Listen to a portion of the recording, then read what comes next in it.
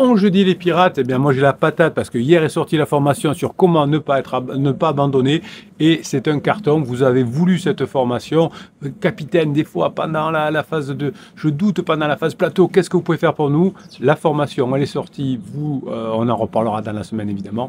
Vous avez peut-être même reçu un mail hier pour vous présenter cette formation. Non, on n'abandonne pas, c'est normal de traverser des crises de couple quand on est ensemble depuis très longtemps. Eh bien, on va apprendre à ne pas abandonner. Je sais que c'est une formation que vous allez pouvoir appliquer dans tous les domaines de votre vie.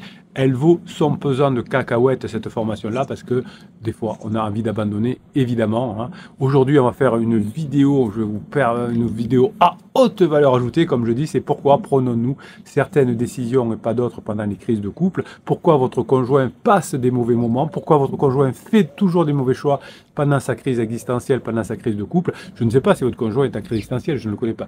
Mais souvent, effectivement, il y a des crises existentielles, si vous avez des vidéos, des formations et des vidéos sur la crise existentielle, vous allez voir que, mais le capitaine a raison, il est probable que mon conjoint soit en crise existentielle, c'est-à-dire qu'il a un problème de sens à sa vie, il veut pas vieillir, il revient vers le passé. Si c'est un homme, il achète des voitures de sport, ou il veut un pansement plus jeune. Si c'est une femme, elle fait attention à son apparence, elle sort beaucoup, on a un changement de comportement, j'étais casanier, maintenant je sors beaucoup, je me mets à faire du sport à outrance. C'est des signes de crise existentielle, et si votre conjoint est en crise de couple, que vous êtes ensemble depuis 5, 10, 15, 20 ans, que rapidement il est en train de changer, c'est que vous êtes au bon endroit, vous traversez une crise de couple et vous allez apprendre ici avec les outils, avec les formations et avec les coachings, vous allez apprendre à passer ces crises de couple pour avoir accès au catalogue des formations et des coachings, 260 formations, et bien vous cliquez sur l'affiché plus, le descriptif de cette vidéo.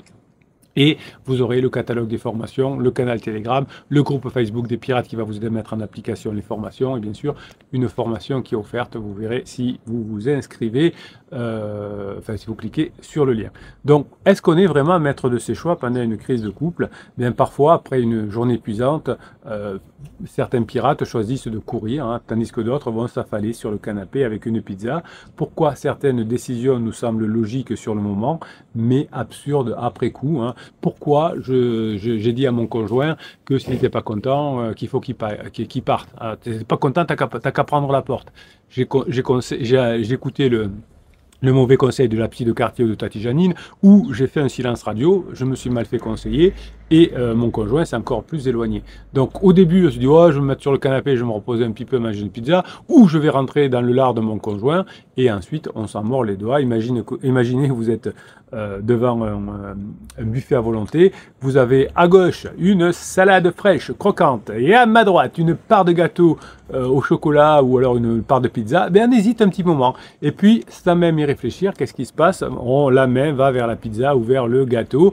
Alors, est-ce qu'un choix rationnel ou est-ce que c'est une décision pilotée par votre cerveau sans qu'on en ait conscience? Vous allez voir que quand votre conjoint est en crise, il va prendre beaucoup de décisions sans en avoir conscience. Trouver un pansement, on prend la décision sans en prendre conscience. On va explorer dans cette vidéo les mécanismes cachés derrière les décisions. Oui, dans les vidéos de 7 h du matin, on apprend beaucoup de choses, il y a beaucoup de valeur. Dans le live de midi et demi, on discute beaucoup entre pirates et je vous apprends beaucoup de choses. Dans la vidéo du matin, eh bien, ça nous donne la grinta, hein, pour compléter les formations et pour avoir envie de se former encore plus. Donc aujourd'hui, on étudie les mécanismes cachés derrière les décisions pendant une crise et vous allez découvrir que ce que vous prenez pour un choix conscient est souvent une illusion, hein. Quand vous êtes fier de vous d'avoir dit si t'es pas content, prends la porte, ou je sais que tu es un pansement, eh bien vous pensez que vous êtes maître des choix, et pourtant en neurosciences nous vous montrons que le cerveau prend souvent des décisions avant même que vous ayez pris conscience. Prenons une expérience célèbre, on la prenait déjà à la fac, quand je faisais mes études, c'était Benjamin Libet, qui était un neuroscientifique célèbre, en tout cas à la mode dans les années 80. Eh bien, il avait fait une étude qu'on étudiait déjà à la fac dans les années 80.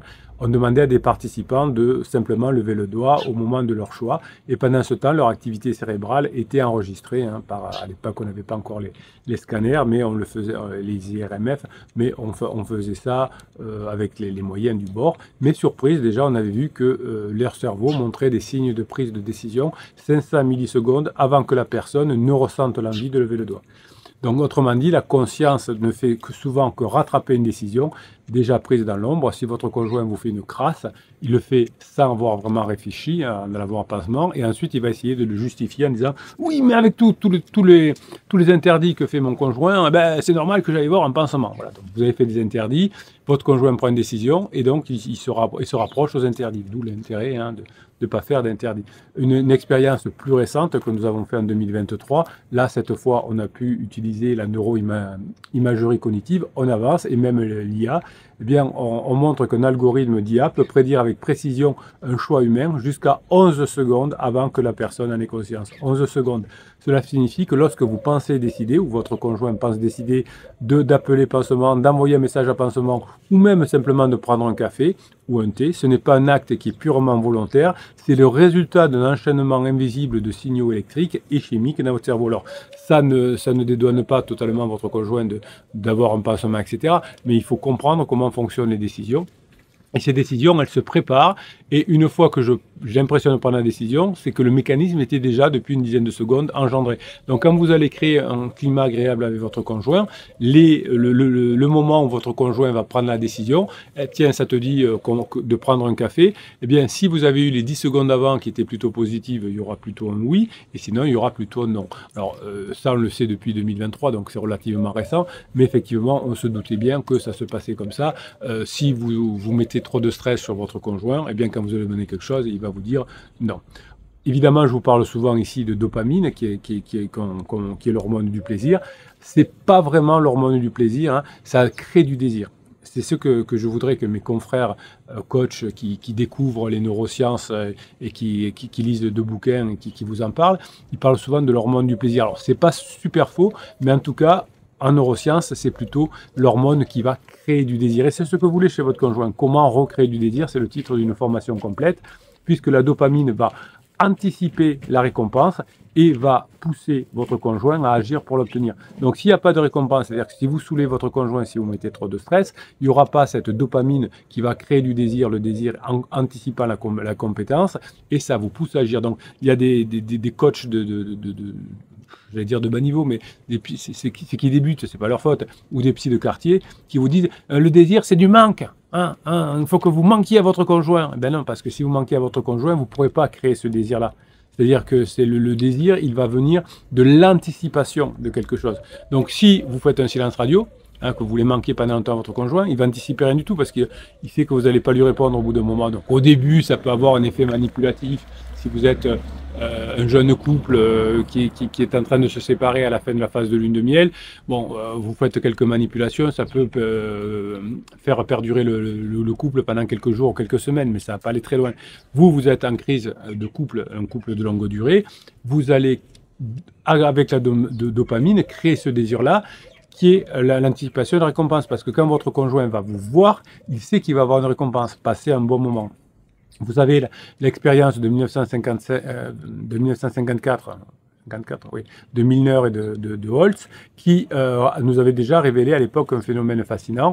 Des rats avec une électrode placée dans un circuit de la récompense, chaque fois qu'il appuyait sur le levier, il recevait de la dopamine. Eh bien, ils oubliaient de manger, de boire et appuyer sur le levier jusqu'à l'épuisement et à la mort. C'est ce qui arrive à votre conjoint aussi. Alors, c'est pas un rat, votre conjoint, hein, mais il va appuyer sur le bouton dopamine. Mon conjoint est toujours sur les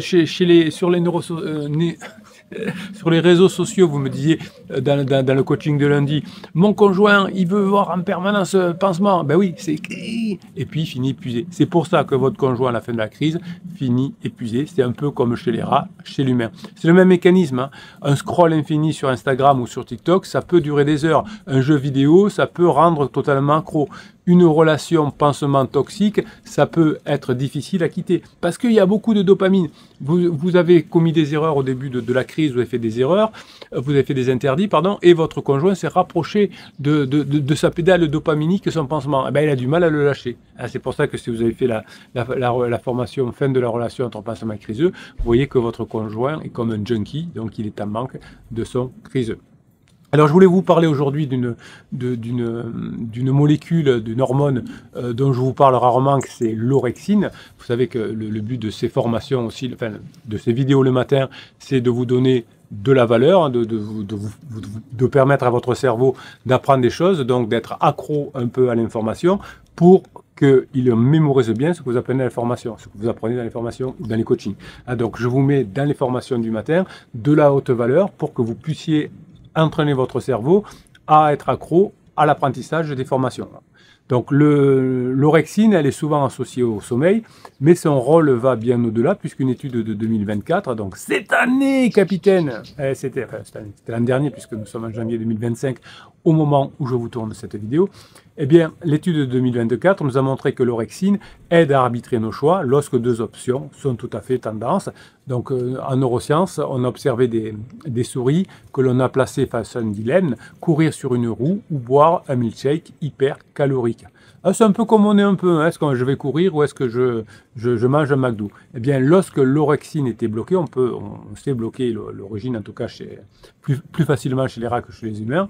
Eh bien, si on bloque l'orexine, eh bien, les souris ou les rats vont systématiquement choisir le milkshake. Le milkshake, capitaine, on se calme. Mais lorsque l'orexine est stimulée, et ça on sait le faire aussi, eh bien les souris, les rats se mettent à courir deux fois plus qu'avant et laissent tomber le milkshake. Donc chez l'humain, l'orexine joue un rôle clé dans la motivation. C'est elle qui permet, premièrement, de choisir d'aller courir malgré la tentation du canapé, de faire une formation plutôt que d'écrire un message sur Facebook en se plaignant du comportement de conjoint, de privilégier le retour du couple, c'est-à-dire de privilégier le projet à long terme qui nécessite un travail sur soi, un changement et ensuite une phase 4 longue et agréable, où l'orexine permet aussi de résister à certaines addictions en favorisant l'action plutôt que la passivité. Donc si cette hormone influence les décisions, est-ce qu'il est possible d'entraîner notre cerveau à mieux choisir pendant la crise de couple? Eh bien, votre cerveau est câblé pour préférer l'immédiateté. C'est pour ça qu'il y a des pirates qui ont du mal à se former. Ils disent non, je ne sais pas, je voudrais que mon conjoint revienne tout de suite, acheter une formation, ça va être long, je ne sais pas trop ce que je vais faire. Hein. Donc votre cerveau, il préfère en tout cas pendant la crise de couple où il est en souffrance, l'immédiateté pour moins souffrir. Si vous avez mal à la tête, vous allez prendre plutôt une pastille qui va vous faire Doliprane, qui va vous faire diminuer la douleur, plutôt que d'aller faire un scanner pour savoir s'il n'y a pas quelque chose dans votre tête. Donc finalement, c'est un héritage de notre évolution. C'est pour ça que certains pirates ont du mal à s'en sortir parce qu'ils prennent beaucoup de temps avant d'acheter la première formation ou le premier coaching, parce qu'ils voudraient de l'immédiateté. Ils se diraient, bah, moi je peux le faire sans bosser, je suis un dieu et je vais y arriver tout seul en regardant des vidéos.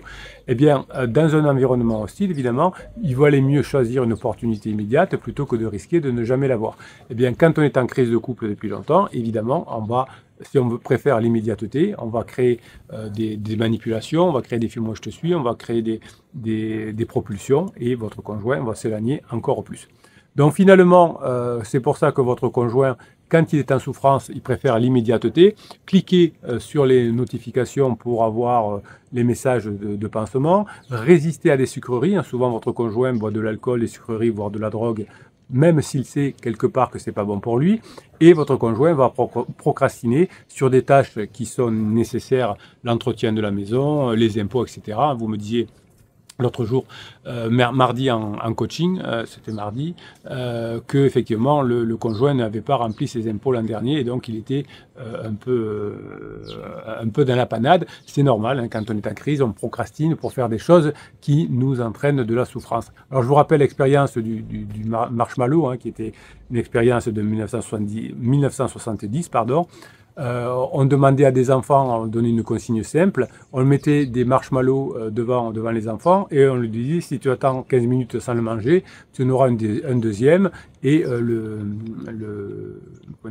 l'expérimentateur faisait semblant d'être appelé, partait et laissait les marshmallows devant. Eh bien, ceux qui ont su attendre, on les a suivis pendant près de 40 ans, non pas 40 ans, je dirais 20 ans, pardon. Ceux qui ont su attendre ont eu, non, c'était 40 ans, je crois. Oui, je crois que c'était une quarantaine d'années, je ne dis pas de bêtises.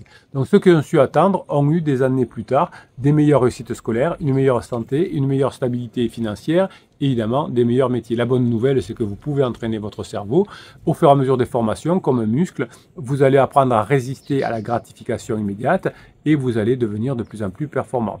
Par exemple, dans la formation sur la maîtrise mentale, sur le mental des sportifs de haut niveau, je vous apprends à délayer un plaisir, hein, d'attendre 10 minutes avant de craquer pour une envie. Je vous apprends à créer de la friction, à ranger votre téléphone loin de soi, par exemple, pour éviter de scroller, ou visualiser la récompense à long terme pour se projeter sur la phase 4 avec votre conjoint. Donc vous voyez que souvent on prend des décisions sans savoir pourquoi.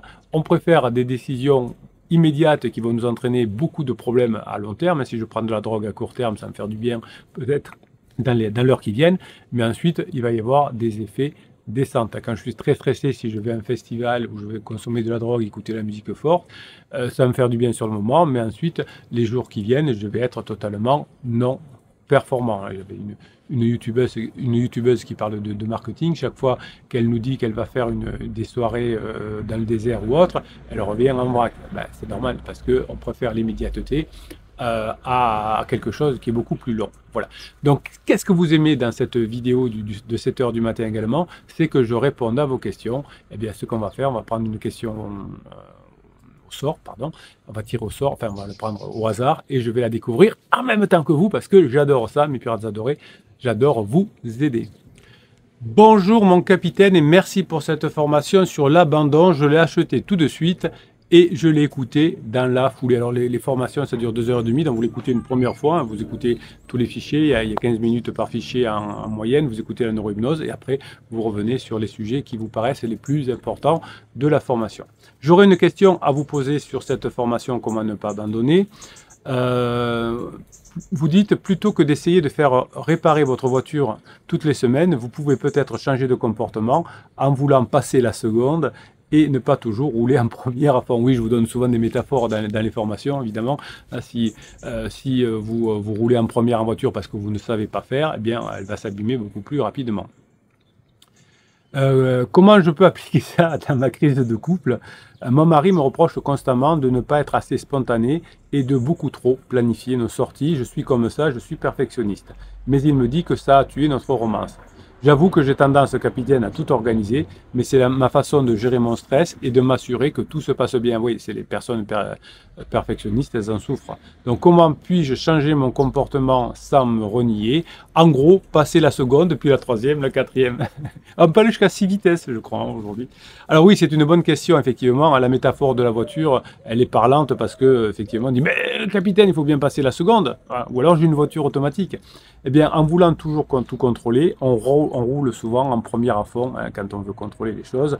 Et c'est épuisant pour vous et c'est épuisant pour le conjoint, évidemment. Le besoin de tout planifier, bon, on peut le comprendre, évidemment, mais c'est important quand même de trouver un équilibre. Hein. Vous pouvez appliquer, je vous ai mis dans la formation plusieurs techniques parce que si on est trop perfectionniste, effectivement, on risque de vouloir abandonner parce qu'au bout d'un moment, on ne s'en sort pas et on repousse notre conjoint, on fait reculer notre conjoint. Donc, vous avez déjà reconnu votre besoin de contrôle. Ben, vous savez que au début, le besoin de contrôle vise à vous rassurer, mais finalement, il va être perçu par votre conjoint, comme il vous l'a dit, comme un frein à la spontanéité, au romantisme. Donc, dites-lui finalement hein, à votre cerveau que même si vous planifiez pas tout à 100%, eh bien, vous pourrez quand même y arriver. Ça évitera que vous stressiez parce que votre conjoint, comme votre cerveau, est stressé finalement par votre besoin de tout contrôle. Et à partir du moment où, on l'a vu plus tôt dans cette vidéo d'ailleurs, plus vous êtes stressé, moins vous arrivez à prendre des bonnes décisions. Bon, par exemple, vous pourrez organiser les grandes lignes de vos sorties, mais vous pouvez aussi laisser la liberté à votre conjoint de choisir certaines activités ou de décider, peut-être sur un coup de tête, de changer d'avis au dernier moment. De temps en temps, on a le droit. Vous pouvez faire aussi l'effort conscient pour lâcher prise, de faire des choses où vous n'êtes pas parfaite. Vous pouvez choisir de ne pas avoir le pantalon complètement assorti à la couleur de votre t-shirt. Vous acceptez les imprévus. Hein. Souvent, on est trop contrôlant parce qu'on a peur de l'imprévu, de l'incertitude.